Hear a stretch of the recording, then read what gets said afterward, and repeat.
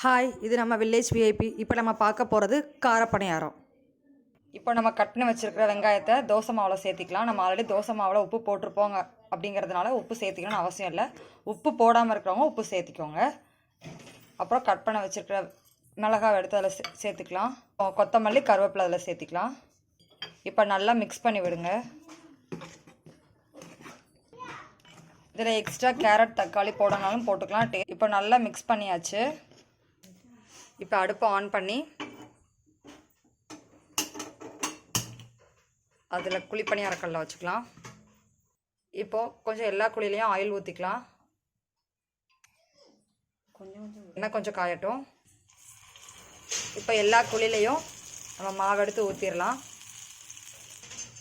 இப்போ கொஞ்சம் வேகட்டும். இப்போ ஒரு சைடு நல்லா வெந்துருச்சு. இப்போ அடுத்து திருப்பி போட்டுக்கலாம் எல்லாத்தையும்.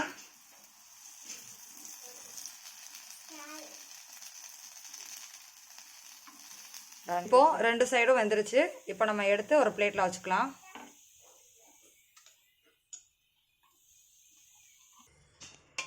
இப்போ நம்ம சூடான சூப்பரான தோசை மாவு பணியாரம் ரெடி ஆகிடுச்சு.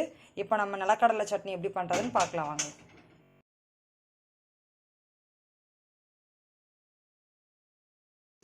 அதில் ஒரு கடாயை வச்சுட்டு நம்ம எடுத்து வச்சுருக்க நிலக்கடலை பருப்பை அதில் போட்டு வறுத்துக்கலாம். எண்ணெய் ஊற்ற வேண்டாம், சும்மா வறுத்தாலே போதும்.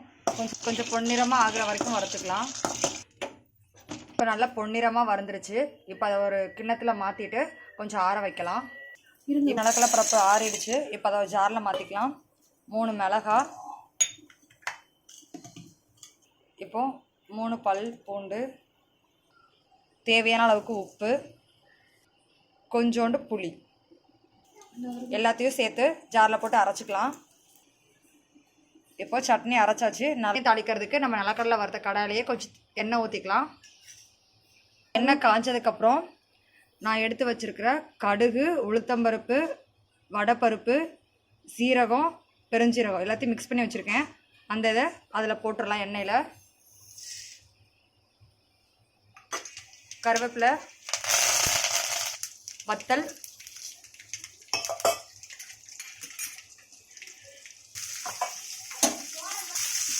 எல்லாத்தையும் போட்டு வதக்கிக்கலாம். வெங்காயம் லைட்டாக பொன்னிறமாக ஆகிற வரைக்கும் வதக்கிக்கோங்க. இப்போது வெங்காயம் பொன்னிறமாக வதங்கிடுச்சு. இப்போ அடுப்பை ஆஃப் பண்ணிக்கலாம்.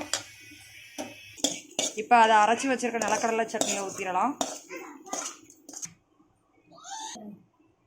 இப்போ அதை நல்லா மிக்ஸ் பண்ணி விட்டுக்கலாம். இப்போ நம்ம சூப்பரான காரமான நிலக்கடலை சட்னி ரெடி ஆகிடுச்சு.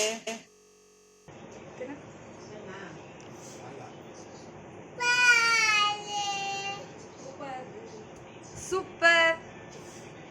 Bye! Thank you!